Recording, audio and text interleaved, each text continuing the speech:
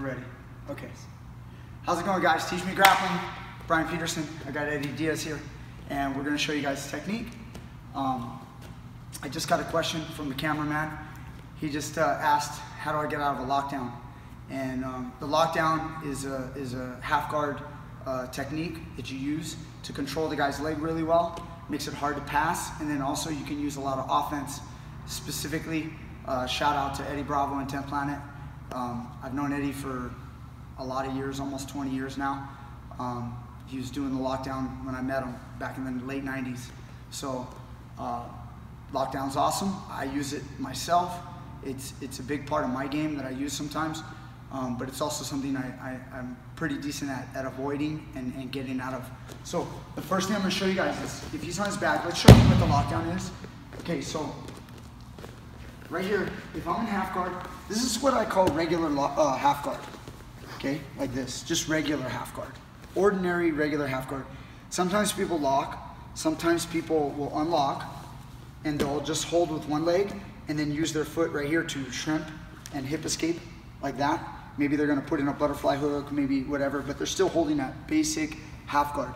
Now, this leg is also a half guard. You could cross, right now just crossed.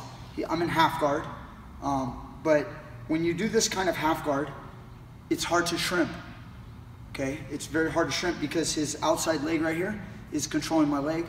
This is a good move to use, like you can vine, and then you can transition back to full guard. Like you can shrimp, and it makes it hard for me because it's hard to get away when he's vining my leg. Especially somebody long and thin like Eddie. They have great length and flexibility in their legs. They can really control you. But the lockdown is where you take that outside leg, you cross it over, and then the inside leg crosses over the outside leg, and then he flexes his toes under my ankle, my foot, and then both feet are going to be flexing, kind of like on a triangle choke, and then he's going to squeeze his thighs and then straighten his legs. And man, if you get a guy who's really good at this, when you first start training, and you know, if you're not a super competitive person, you'll have some people that don't even know much, and they'll tap out to somebody who's really strong with a lockdown. Like, just go ahead and put some stank on it. Yeah, like, it's annoying. And, you know, if you get somebody who's real bony too, the bones really hurt. So, anyway, you should not tap to this. Remember, it's probably not gonna hurt you unless you're really old. You probably shouldn't be doing jiu-jitsu if the lockdown's hurting you. So, we're here. He's gonna squeeze and straighten, and I have to figure out a way out. Now look, my foot has to get out of two locks. My foot has to do, just let me, my foot has to get out of that lock, and then it still has to get out from between his legs. Okay, so that's not easy because it's double locked. It's basically a Kimura on your foot, on your leg. So he's basically like getting me in a Kimura with his legs. So the way it's locked. And it makes it real difficult because when I turn my body the way I'm turning right now, my knee doesn't fold this way very good. Like that. Like if you were to take my foot and flip it that way, you would tear my knee. So if you look at our legs don't do this, but they do this really well. So they go inward a lot better than outward. Okay? So if I were to take my leg like that and sit, this bothers me, hurts my hip and my knee.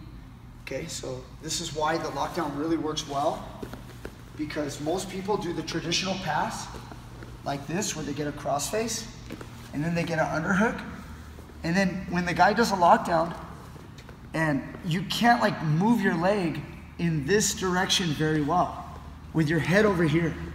So the first thing I want to do is I want to move my head to the other side so that I can turn my hip easy. So if I have the underhook, this is the one I go to every single time. I take my crossface out, I pulse on his head, and I move my head to this side. Once I do that, now when he tries to keep the lockdown real tight, I can easily bend my leg and unhook the ankle grip that he has on my leg. So now he's trying to keep it real tight, real tight, real tight. And I just bend it and it comes right out, okay? Now there's always defenses. So guys, of course there's defenses to what I'm doing right now, but I'm just showing you guys a way to get out. So once you're doing this, I'm gonna take this foot over here and I'm gonna make sure I pull his hip and drag his hip this direction, okay? The whole time I do this, I wanna keep my head down because I don't want Eddie's head to come up this way and crunch like this. So my head will stay down and I'm gonna make sure that his head is detached from the situation. So now he's trying to hold my leg as best he can like this, and I'm pressuring his thigh, his right thigh, with my right thigh, okay? There's a huge amount of pressure that's going in right here, okay, by my thigh, okay?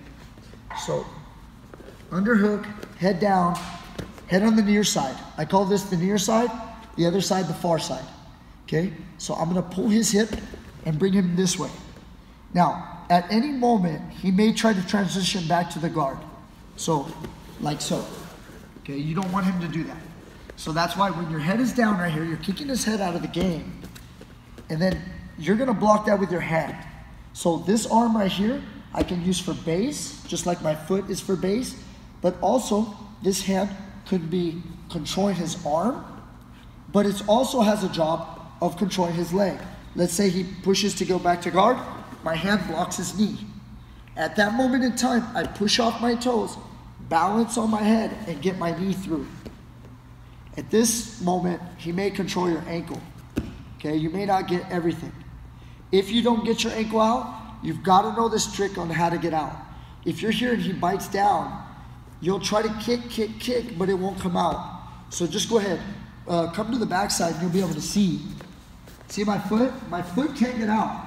Even if I point my toes, I can't get out my foot out.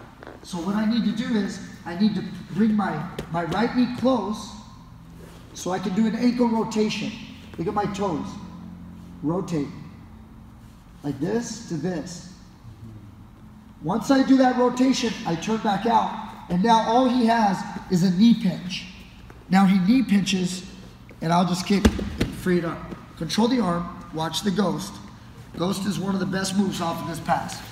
So watch out for the ghost, okay, when you do this type of pass. Make sure you shut the ghost down by controlling this arm.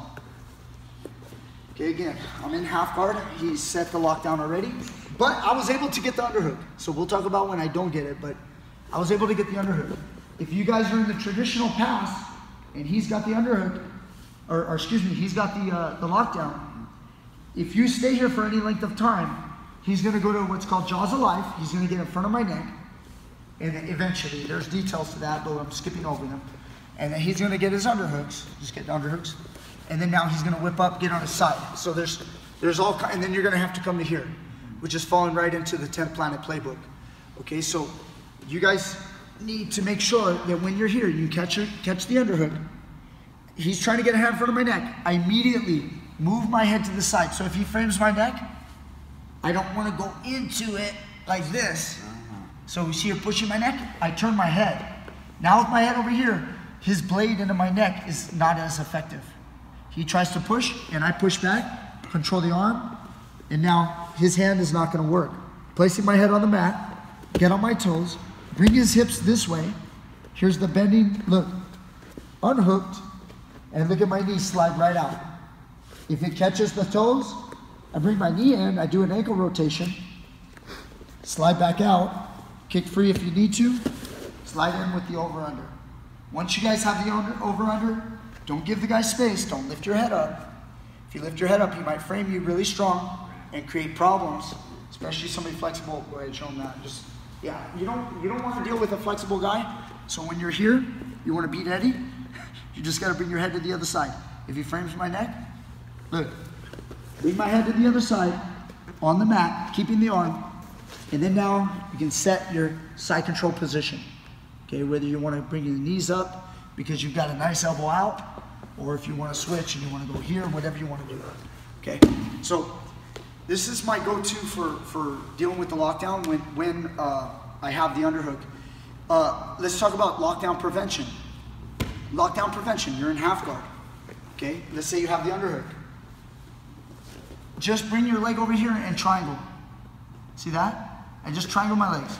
Now when he tries to stab his left foot in, it's very hard, okay? he can't stab his left foot in. Okay? This is just prevention, guys. And then if he makes a mistake, you might start to pass if he loosens too much. Okay? So I can use this for the moment. And then what would I like to do? I want to put my head on the near side. So now I'll put my head on the near side. And then now once I'm here, you see how he's trying to go to the lockdown. I'm already bringing my knee through. And there's no more lockdown. He's only got the quarter guard. He can bite on the ankle. That's about all he's got. I'm going to rotate my foot. If you guys can see the foot right here. Look. Boom. Rotate the foot. He goes out. He can't roll me. If he tries to roll me, he'll lose position and you'll pass. Okay? The other thing I'd like to say on that pass is head on the near side, I like a lot more than head on the far side, because head on the far side has the shoulder smash. Right. But you also compensate, you compensate too far and you lose your balance. So even regardless of whether there's a lockdown or not, when you guys have this shoulder smash, go ahead and just look this way, I don't want to kill you. Okay? So if we're in this position and I'm smashing, when you guys do this type of pass, if you guys get your weight too much up and he's explosive, he'll bump you. All right, welcome back. Sorry about that. I just got a phone call and screwed everything up, but all good. So what I was talking about was head on the near side being a little bit better than head on the far side. I prefer. When you guys go head on the far side, there's a chance that you'll make a mistake. You'll get a good cross face. Go ahead and turn your face. Yeah. So you'll have this position and you'll start using your foot to shim and open up the half guard. And then when you start to do it, just forget about the lockdown. Just, yeah. Once I get to about right here, guys, if he bridges really explosively, like you might lose your balance and get rolled, or, go ahead, go back. Or, because of his bridge and roll, when he bridges and rolls, you'll base, and then when you base, he'll just come back and you're back in half guard. So, and then now you might lose the underhooks. So, I don't think that your base is as good when you're in this position, but it's not wrong. There is a way to do it, and there's guys out there that are really good at it. I just think it's a lot easier. I've had way more success myself and with my students teaching them that when you get an underhook, try not to go to this position. Instead, go here, over under, like on your feet in the over under. And now I just drag him this way, point his knees this way, and now he can squeeze my leg as tight as he wants, and I can get my knee through very easily. Okay, roll the ankle, knee out, kick, and pass. So you have your prevention. You can triangle if you need to, right when you land in the half guard, if you have a guy digging in.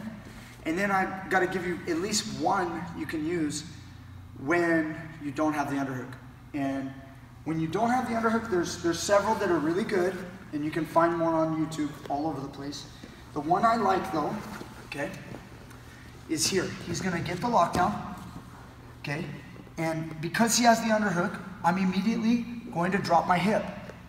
Okay, when I drop my hip, I have a crossface with my left hand.